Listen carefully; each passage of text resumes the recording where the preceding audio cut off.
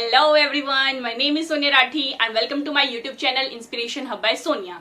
तो जैसा कि आपको पता है कि हमने inorganic chemistry means 12th class की इनऑर्गेनिक केमिस्ट्री के पी ब्लॉक एलिमेंट्स की हमने क्वेश्चन सीरीज स्टार्ट कर रखी है। अभी हम ग्रुप 15 एलिमेंट कर रहे हैं। पिछली 2 वीडियोस में बहुत सारे क्वेश्चंस हम कर चुके हैं। अगर आपने वो वीडियो अभी तक नहीं देखी है तो डिस्क्रिप्शन बॉक्स में मैं उसका लिंक डाल दूंगी, जहां से जाके आप उन वीडियोस को देख सकते हैं, क्योंकि बहुत सारे इंपॉर्टेंट क्वेश्चंस हम कवर कर चुके हैं। और ये सारे जो कंसेप्ट हैं ये बिल्कुल बेसिक कंसेप्ट है इनऑर्गेनिक केमिस्ट्री के, जो आपके हर एक एग्जाम यानी सीबीएसई एग्जाम्स में तो हेल्पफुल रहेंगे ही रहेंगे। इसके अलावा आप जो कॉम्पिटेटिव एग्जाम्स की प्रिपरेशन कर रहे हैं लाइक योर आईआईटी, जेईई या नीट एग्जाम, जितने भी कॉम्पिटेटिव एग्जाम जिसमें कि केमिस्ट्री इन्वॉल्व होती है, उन सब के लिए बहुत ही बेनिफिशियल रहने वाले हैं। तो अभी के लिए चलिए स्टार्ट करते हैं। हम ग्रुप 15 एलिमेंट के थर्ड पार्ट पे हम आ चुके हैं। फर्स्ट क्वेश्चन आप देख सकते हैं, विच वन इज ट्राइप्रोटिक। अब देखिए ट्राइप्रोटिक का मतलब क्या होता है, which can give 3 H positive ions, 3 protons जो है दे सकते हैं। यानी कि यूं भी आ सकता है कि जिसकी बेसिसिटी कितनी हो, 3, जिसकी बेसिसिटी हो जो कि 3 H पॉजिटिव आयंस दे सके। अब देखिए H3PO4 ये कौन सा होता है आपका, phosphoric acid. Phosphoric acid. H3PO3 क्या होता है, फॉस्फोरस एसिड। और H3PO2 क्या होता है, हाइपोफॉस्फोरस एसिड। हाइपोफॉस्फोरस एसिड या इसको फॉस्फेनिक एसिड भी बोल देते हैं। ठीक है, अब देखिए इसको ट्राइप्रोटिक कौन सा है ये पता लगाने के लिए आपको पहले इनका स्ट्रक्चर आना चाहिए। देखिए स्ट्रक्चर इनका कैसा होता है, सब में P डबल बॉन्ड O होगा। ठीक है, अब देखिए H3PO4, अब यहां पर क्या हो जाएंगे, तीनों के तीनों OH ग्रुप्स अटैच होंगे। अब इसमें क्या होगा, एक H हो जाएगा और बाकी 2 क्या रह जाएंगे, OH। और इसमें क्या होगा, सिर्फ एक OH होगा, बाकी जो 2 है वो क्या होंगे, हाइड्रोजन होंगे। अब देखिए बेसिसिटी मतलब 3 H पॉजिटिव आयंस लूज कर सके। 3 H पॉजिटिव आयन कब लूज करेगा, जबकि जो हाइड्रोजन है वो किसी न किसी इलेक्ट्रोनेगेटिव एलिमेंट के साथ अटैच होगा, ताकि जो इलेक्ट्रॉन्स है वो इलेक्ट्रोनेगेटिव एलिमेंट की तरफ शिफ्ट हो जाएं और H पॉजिटिव का निकलना उतना ही आसान हो जाए। अब देखिए आप इसमें देखिए ऑक्सीजन इलेक्ट्रोनेगेटिव एलिमेंट है, इसके साथ हाइड्रोजन अटैच है, तो इलेक्ट्रॉन डेंसिटी इसकी तरफ शिफ्ट हो जाएगी और H पॉजिटिव का निकलना इजी हो जाएगा।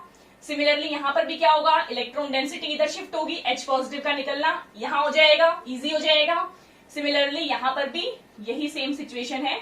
मींस फॉस्फोरिक एसिड यानी कि H3PO4 में हमारे आयनाइजेबल जो हाइड्रोजन है वो कितने हैं, 3 आयनाइजेबल हाइड्रोजन है। और यही पूछा गया है कि ट्राइप्रोटिक कौन सा है, तो ट्राइप्रोटिक हमारा कौन सा है, फॉस्फोरिक एसिड। अब इसके अलावा इसमें भी हम देख लेते हैं। अब देखिए इसमें क्या होगा, इसका निकलना इजी नहीं होगा, ठीक है, क्योंकि इसके साथ इलेक्ट्रोनेगेटिव एलिमेंट अटैच नहीं है। अब यहां पर इसका निकलना इजी होगा, electron density shift, H positive removal, electron density shift, H positive removal. It means यहां पर हमारे आयनाइजेबल हाइड्रोजन कितने हैं, 2, तो इसलिए इसको बोल देते हैं डायप्रोटिक एसिड।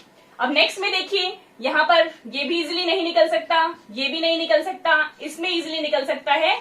मींस यहां पर हमारी कितने आयनाइजेबल हाइड्रोजन है, 1 आयनाइजेबल हाइड्रोजन है। तो इसका आंसर क्या हो गया, ट्राइप्रोटिक पूछा है, तो ट्राइप्रोटिक कौन सा है, फॉस्फोरिक एसिड।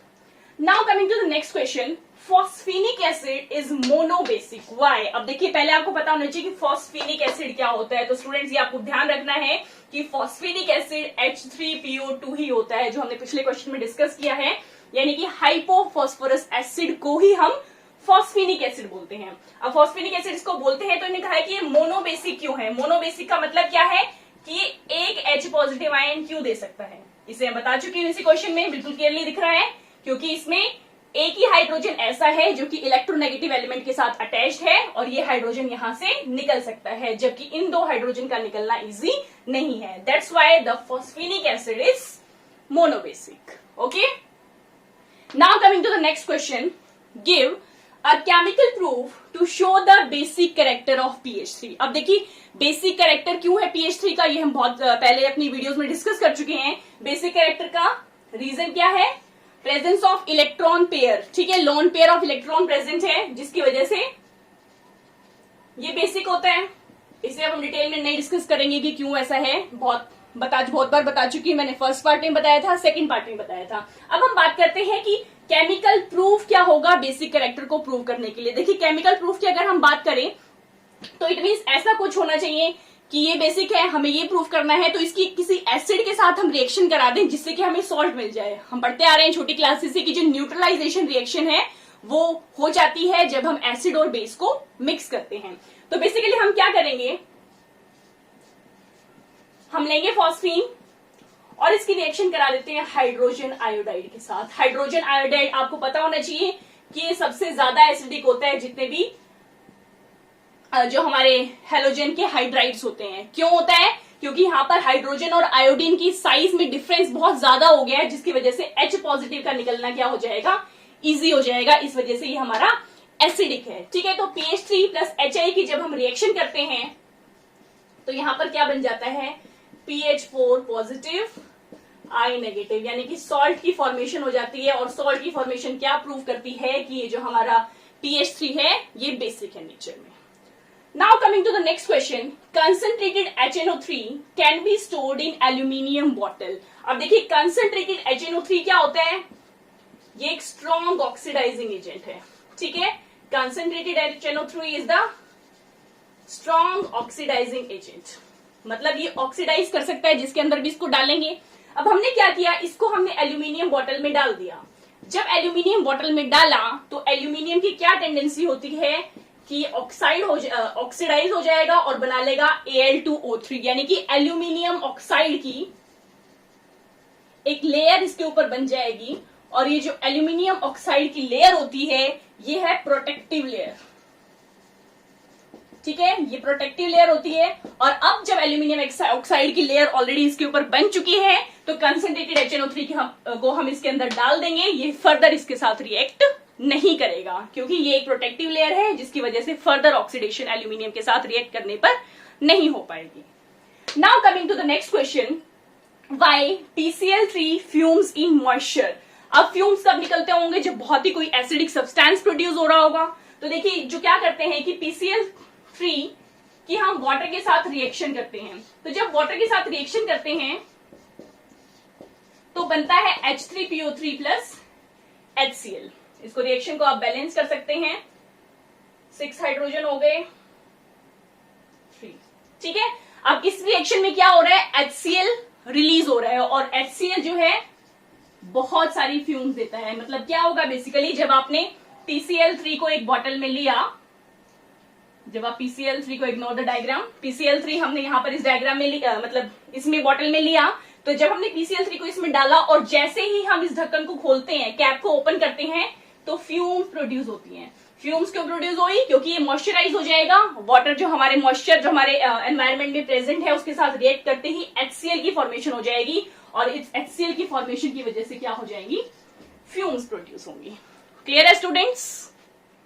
तो स्टूडेंट्स नेक्स्ट क्वेश्चन देखिए क्या है, which has larger bond angle NH3 और NH4 पॉजिटिव। अब देखिए NH3 का स्ट्रक्चर हम बहुत बार ड्रॉ कर चुके हैं। क्या होता है, इसमें 3 बॉन्ड पेयर्स प्रेजेंट होते हैं और एक लोन पेयर प्रेजेंट होता है। अब NH4 पॉजिटिव कब बनेगा, जब इस पे प्रोटॉन का अटैक होगा, ठीक है। प्रोटॉन का अटैक क्यों होगा ये मैं आपको बता चुकी हूं, क्योंकि जो इलेक्ट्रॉन डेंसिटी है नाइट्रोजन के ऊपर वो बहुत ज्यादा है, तो इसलिए यहाँ पर हाइड्रोजन कोऑर्डिनेट बॉन्ड बन जाएगी प्रोटॉन के साथ। This is your NH4 positive ion. अब इन्होंने कहा कि बॉन्ड एंगल किसमें ज्यादा होगा। अब देखिए जो NH3 है यहाँ पर लोन पेयर भी है और बॉन्ड पेयर्स भी हैं, तो लोन पेयर और बॉन्ड पेयर के बीच में क्या होगा, रिपल्शन होगा, ठीक है। जब लोन पेयर और बॉन्ड पेयर के बीच में रिपल्शन होगा तो इस रिपल्शन की वजह से देखिए दूर दूर जाएंगे, ये दूर जाएंगे, तो ये एंगल क्या हो जाएगा, रिड्यूस हो जाएगा। This angle will be reduced. किस वजह से रिड्यूस हुआ, due to lone pair bond pair repulsion. Near about 107 degree के करीब जो है इसका बॉन्ड एंगल हो जाता है। ठीक है। अब बात अगर हम करें NH4 पॉजिटिव आयन की, अब यहां पर देखिए कोई लोन पेयर है ही नहीं, सिर्फ और सिर्फ बॉन्ड पेयर है, मतलब सारे के सारे क्या है हमारे बॉन्ड पेयर हैं, ऑल आर बॉन्ड पेयर, जिसकी वजह से ऐसा कोई रिपल्शन फेस नहीं करेंगे। और इसका एंगल जो है नॉर्मल जो sp3 हाइब्रिडाइजेशन का हमारा बॉन्ड एंगल होता है दैट इज 109 डिग्री 28 मिनट्स होगा। ठीक है स्टूडेंट्स, क्लियर है। यहाँ पर loan pair bond pair repulsion है, यहाँ पर कोई loan pair bond pair repulsion नहीं है। यहाँ पर एंगल रिड्यूस हो गया इस रिपल्शन की वजह से, और यहाँ पर ऐसा कोई इफेक्ट ही नहीं था, तो एंगल जो होता है sp3 हाइब्रिडाइजेशन का वही रहेगा। Now coming to the next question, all 5 bonds in PCl5 do not have same bond length. Why? और also give a chemical proof for it. पहले तो हम बताते हैं कि क्यों नहीं है ऐसा। देखिए PCl5 का स्ट्रक्चर आप इनऑर्गेनिक केमिस्ट्री में कर चुकी हैं। क्या होता है? ट्राइगोनल बायपिरामिडल, इस तरह से स्ट्रक्चर होता है PCl5 का।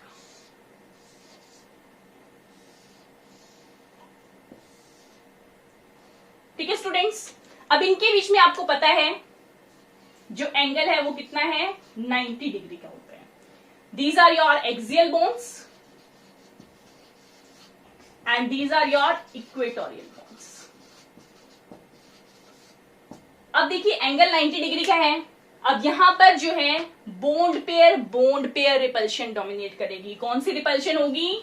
Bond pair repulsion. ठीक है, अब बॉन्ड पेयर और बॉन्ड पेयर की रिपल्शन जब एक्सियल और इक्वेटोरियल बॉन्ड दोनों अलग अलग प्लेन्स में हैं, तो इनके जब बॉन्ड पेयर्स आपस में रिपेल करेंगे, इसकी रिपल्शन की वजह से क्या होगा कि ये जो दो क्लोरीन एटम जो एक्सियल पोजीशन पर हैं, ये अपने आप को स्टेबलाइज करने की कोशिश करेंगे, और जब ये स्टेबलाइज करने की कोशिश करेंगे तो ये जो बॉन्ड है ये और भी ज्यादा इंक्रीज हो जाएगी। ठीक है, जब ये बॉन्ड इंक्रीज हो जाएगी तो इट मीन्स बॉन्ड वीक भी हो रही है, क्योंकि जितनी बड़ी जो है बॉन्ड होगी वो उतनी ही वीक होगी। इट मीन्स ये जो एक्सियल बॉन्ड्स पे जो क्लोरीन्स हैं इनका निकलना इजी होगा because this bond is weak. तो पहले तो है all 5 bonds are not same, तो नहीं है सेम, क्योंकि इक्वेटोरियल बॉन्ड जो है वो तो स्ट्रॉन्ग है, लेकिन जो एक्सियल बॉन्ड्स हैं वो वीक बॉन्ड्स हैं।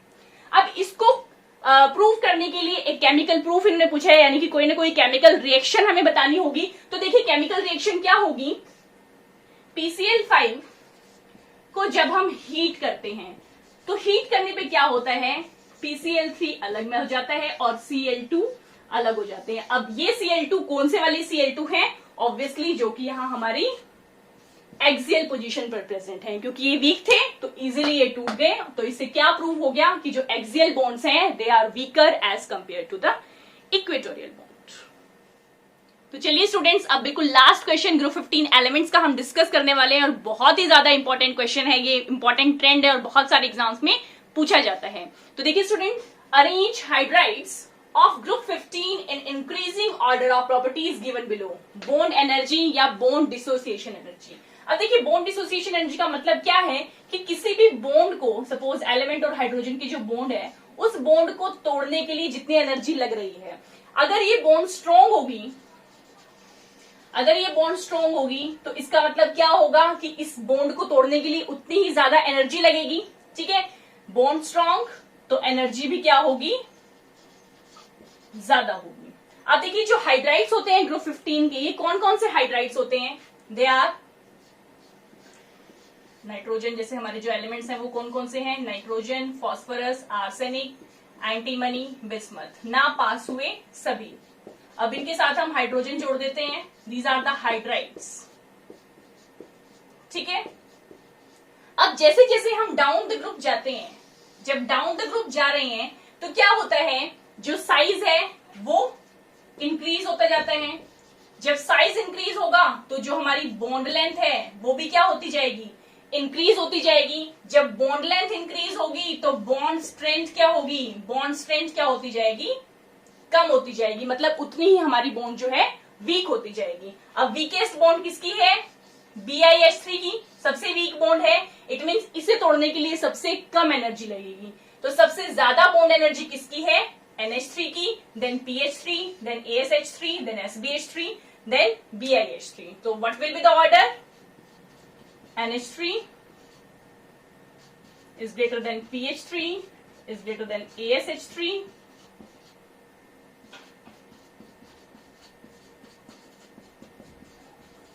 ये ऑर्डर होगा स्टूडेंट्स। ठीक है, क्लियर है? नाइट्रोजन की बॉन्ड जो है सबसे स्ट्रॉन्ग है और इसे तोड़ने के लिए जो है सबसे ज्यादा एनर्जी लगेगी।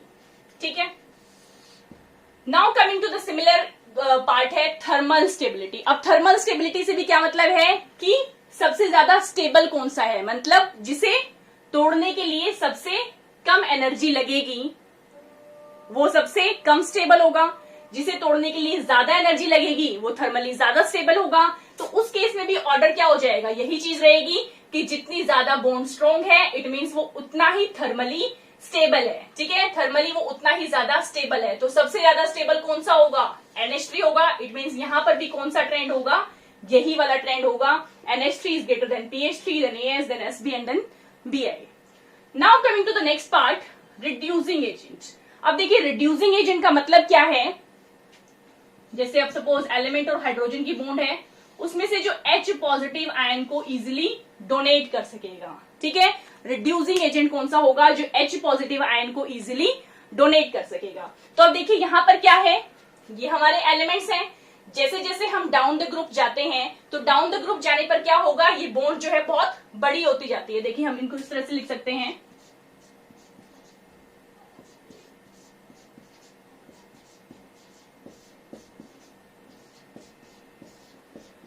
ठीक है, बॉन्ड जो है उतनी ही बड़ी होती जाती है और जितनी बड़ी बॉन्ड होती जाएगी उतनी ही वीक होती जाएगी, जिसकी वजह से H पॉजिटिव का निकलना क्या हो जाएगा, इजी होता जाएगा। तो रिड्यूसिंग एजेंट जो है वो सबसे स्ट्रॉन्गेस्ट रिड्यूसिंग एजेंट कौन सा होगा, बिस्मथ वाला जो हाइड्राइड होगा वो सबसे स्ट्रॉन्ग रिड्यूसिंग एजेंट होगा और डिक्रीजिंग ऑर्डर में हो जाएगा। मींस यहां पर ऑर्डर क्या होगा, BiH3 जो है that will be the strongest reducing agent, then antimony का होगा,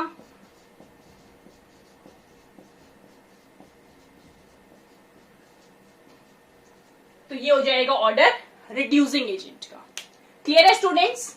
अब बात करते हैं बेसिक कैरेक्टर की। अब बेसिक कैरेक्टर का मतलब क्या होता है कि इजिली इलेक्ट्रॉन्स को जो डोनेट कर पाते हैं। ठीक है, basic character means which can donate electrons. देखिए ट्रिक ध्यान रखिएगा यहां पर, BD बेसिसिटी का मतलब क्या है, इलेक्ट्रॉन्स को डोनेट करने की टेंडेंसी। अब यहां पर देखिए कि जो नाइट्रोजन है, नाइट्रोजन का साइज क्या है, सबसे स्मॉल साइज है। अब स्मॉल है, देखिए लॉन पेयर ऑफ इलेक्ट्रॉन सबके ऊपर प्रेजेंट है, इसमें कोई डाउट नहीं है। यहां पर भी है, इसमें भी है, सभी एलिमेंट्स में लॉन पेयर तो प्रेजेंट है ही। लेकिन अब बात करते हैं कि कौन सा इजीली डोनेट कर पाएगा। अब देखिए नाइट्रोजन का साइज कैसा है, स्मॉल साइज है। स्मॉल साइज होने की वजह से जो इस पर इलेक्ट्रॉन की जो डेंसिटी होगी वो सबसे ज्यादा होगी। ठीक है, इलेक्ट्रॉन की डेंसिटी देखिए, कोई भी छोटी चीज पर हमने इलेक्ट्रॉन डाले उतने ही इलेक्ट्रॉन है और कोई हम बड़ी चीज पर उतने ही इलेक्ट्रॉन डालें तो छोटी चीज है उस पर डेंसिटी ज्यादा होगी ना। अब डेंसिटी जब ज्यादा होगी तो इलेक्ट्रॉन को लूज करने की एबिलिटी भी उतनी ही ज्यादा होगी। तो सबसे ज्यादा जो है बेसिक कैरेक्टर किसका होगा, NH3 का, और वो रिड्यूस होते जाएगा as we move down the group. तो बेसिक कैरेक्टर के लिए हमारा जो ऑर्डर है वो क्या होगा, nitrogen, phosphorus, arsenic, antimony and bismuth. ठीक है स्टूडेंट्स, तो ये ऑर्डर हो जाएगा हमारा बेसिक कैरेक्टर के लिए। अब नेक्स्ट हम बात करते हैं बॉइलिंग पॉइंट की। अब देखिए बॉइलिंग पॉइंट जो है एक्सेप्शनल केस है, इसमें थोड़ी सी एक्सेप्शन आती है, सबसे थोड़ा सा अलग चलता है, इसलिए ये बहुत बार एग्जाम्स में पूछा जाता है, तो हम इसको डिस्कस करते हैं स्टूडेंट्स। तो इसके लिए एक बार मैं इसको इरेज कर देती हूँ, बहुत ज्यादा हो गया है, बोर्ड भर गया है बिल्कुल।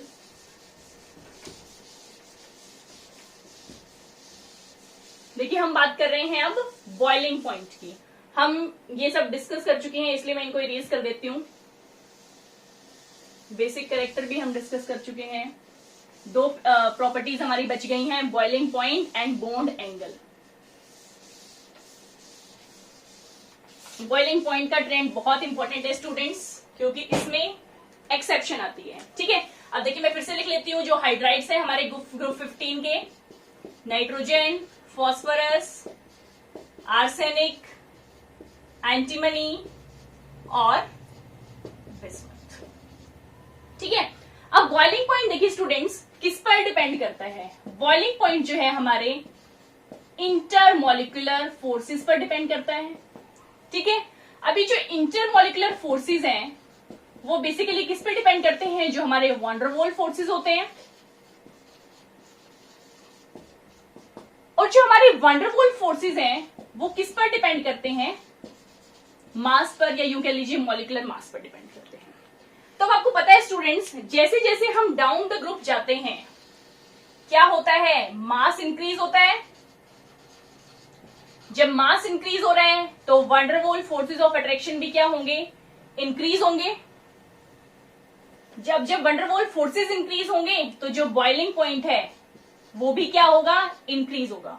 अब अगर हम इस कंसेप्ट को लेकर चलें तो जो हमारा ट्रेंड है वो क्या होना चाहिए? सबसे ज्यादा बॉइलिंग पॉइंट होना चाहिए बिस्मथ वाले का। ठीक है, मीन्स क्या ऑर्डर होना चाहिए? बिस्मथ का सबसे ज्यादा, then antimony, then arsenic,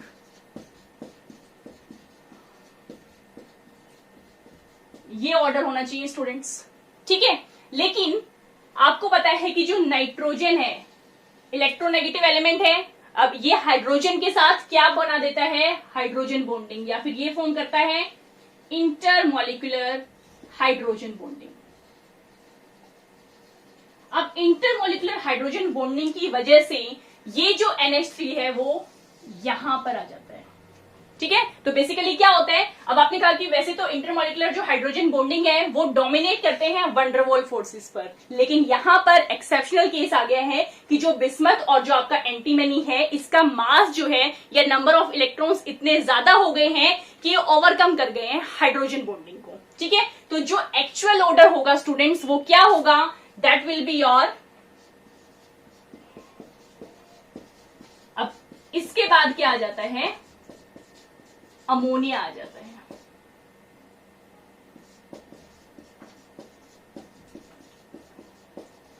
this will be your actual order of boiling point of hydrides of group 15। Very important question, बहुत बार ये क्वेश्चन पूछा जाता है क्योंकि ये एक्सेप्शन है। बाकी सब में तो क्या हो रहा था? सीधा सीधा ट्रेंड हम फॉलो कर रहे थे, लेकिन यहां पर एक्सेप्शन आ गई और आपको पता है कि इनऑर्गेनिक केमिस्ट्री में जहां पर भी एक्सेप्शन आती है वही क्वेश्चन इंपॉर्टेंट बन जाता है। ठीक है, अब हम बात करते हैं बॉन्ड एंगल की। तो बॉन्ड एंगल के लिए भी मैं इसको इरेज कर देती हूं। अब देखिए बॉन्ड एंगल के केस में